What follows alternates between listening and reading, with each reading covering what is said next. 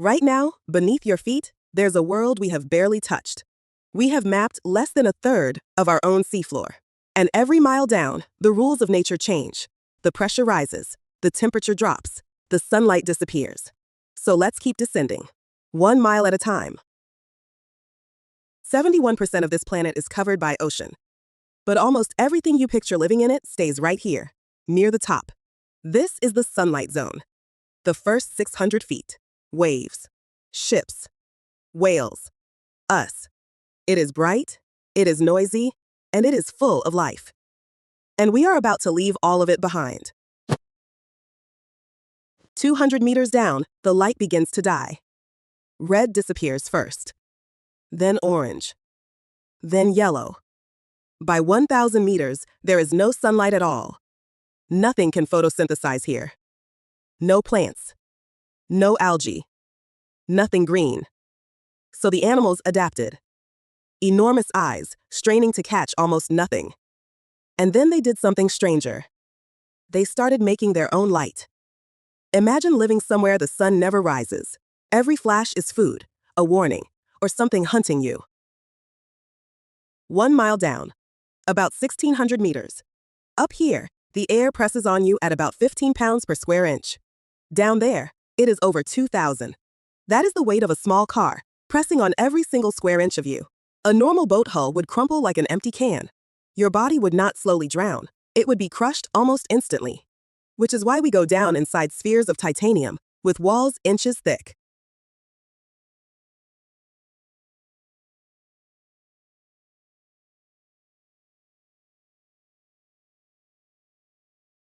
And yet, things live here. Big things. The giant squid can reach over 40 feet long. For centuries, we only knew it from beaks found inside whale stomachs. Sperm whales dive down here to hunt them, holding their breath for over an hour. They come back up, marked with circular scars from squid suckers. We did not film a living giant squid in the deep until 2012. 3 miles down, nearly 5,000 meters, the water sits just above freezing, around 2 degrees Celsius. There is no light, nothing grows. So what is there to eat? Everything here survives on leftovers, falling from above. Scientists call it marine snow. Dead plankton, scales, and waste, drifting down for weeks. In the deep ocean, dinner might take months to arrive.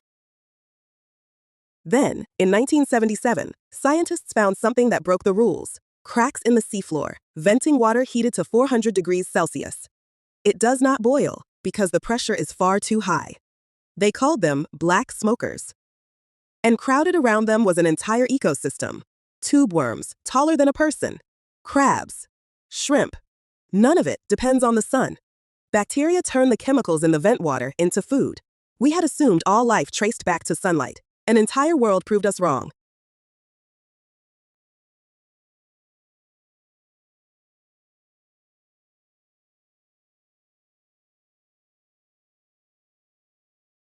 Four miles down lies the abyssal plain. It covers more of Earth's surface than every continent combined. Flat, soft sediment, built up over millions of years. Standing there would feel like standing on another planet. Cold, black, and almost perfectly still.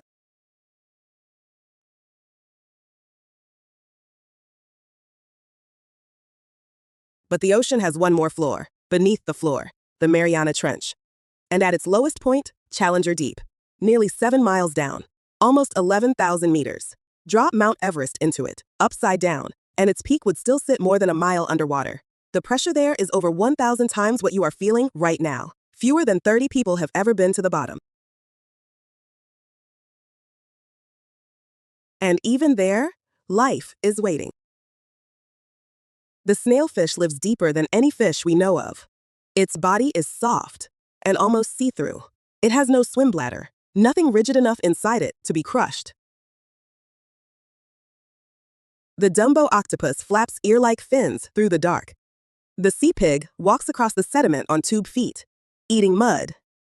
The goblin shark's jaw shoots forward, out of its face, to catch prey. Every one of them is a different answer to the same question. How do you survive here? So what happens when something dies down here? When a whale dies, it sinks, sometimes falling for hours. What lands on the seafloor is the largest meal the deep will ever see. Sharks and hagfish strip the flesh away within months. Then, worms colonize the bare bones, living off the fat locked inside. A single whale can support life down there for 50 years or more.